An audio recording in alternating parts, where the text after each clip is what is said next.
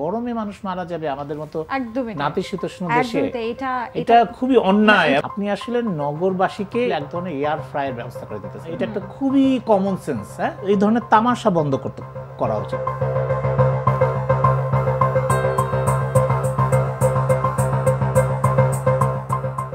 সংশ্লিষ্ট কর্তৃপক্ষ উল্টা কাজটা করতেছে আমি যেটা দেখি।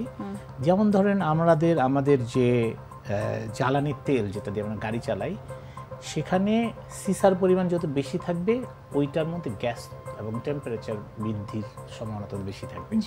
তো আমরা আন্তর্জাতিকভাবে জাতিসংঘের কাছে কমিটেড যে আমরা কত 5 or 3% সিসা আছে এরকম তেল আমদানি করার মধ্যে দিব।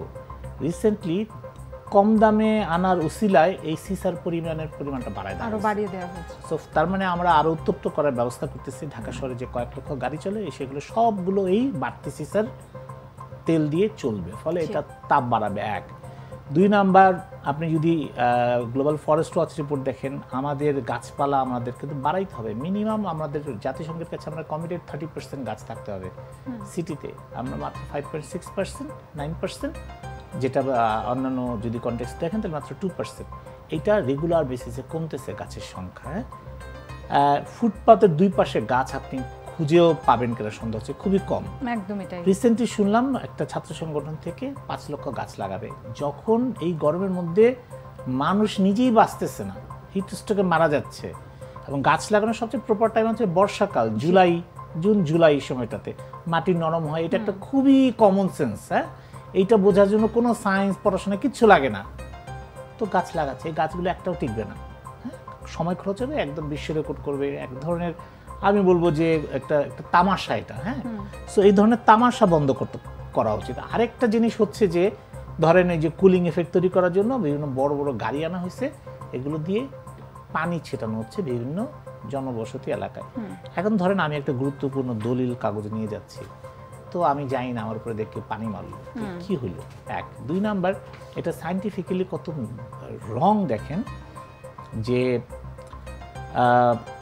বাতাসে যদি আর্দ্রতা বাড়ে তাহলে আমাদের কি হয়? ঘাম বেশি হয়, গরম বেশি লাগে, এবং আমাদের যে রিসেন্ট যে গরমের ফিলিংস বেশি, যেটাকে টেম্পারেচার পাচ্ছি আমরা 35 আর ফিল লাইক পাচ্ছি আমরা 38 40।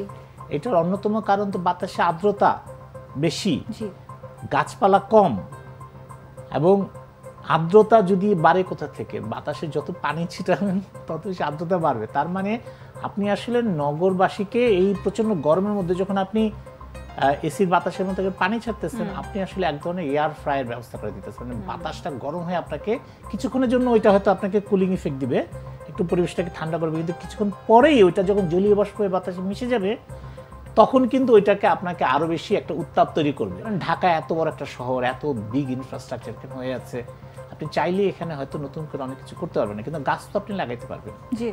এবং ধরেন গাছের চারা বলা হয় যে না লাগায় বড় গাছ এনে লাগানো, যাতে এটা দ্রুত বড় হয়। আপনি এখন গাছ লাগাচ্ছেন, চারা লাগাচ্ছেন, এটার সার্ভাইভ করে বড় হইতে 8-10 বছর লাগবে। তো 8-10 বছর আমি কি করব? সো এটা যে কারণে শহরের বিভিন্ন পয়েন্টে খাওয়ার পানি ব্যবস্থা করা, কুলিং স্পেস তৈরি করা, সেইগুলো দিকে মনোযোগ দেওয়াটা উচিত। এবং নতুন যে শহরগুলো হচ্ছে, পূর্বাচল বা এরকম আবাসন প্রকল্পগুলো হচ্ছে, জলসিঁড়ি বা এই টাইপের, এই সমস্ত জায়গায় যাতে এই গরমটা না থাকে এবং এই ধরনের কুলিং ইফেক্ট যাতে তৈরি হয়, শহরের রাস্তার দুই পাশে যাতে গাছ থাকে, কুলিং প্লেস থাকে, পর্যাপ্ত খাওয়ার পানির ব্যবস্থা পাবলিক স্পেসে থাকে, তাহলে এই গরম থেকে মানুষকে আমরা কিছুটা রক্ষা করতে পারবো। এই হিট স্ট্রোকে আজকেও কয়েকজন মানুষ মারা গেছে। এই মৃত্যু তো আমরা চাই না। মানুষ নানা কারণে মারা যেতে পারে, দুর্ঘটনায় মারা যায়, কিন্তু গরমে মানুষ মারা যাবে আমাদের মতো নাতিশীতোষ্ণ দেশে, এটা খুবই অন্যায়, এবং এই মৃত্যুর দায় আমাদেরকে নিতে হবে।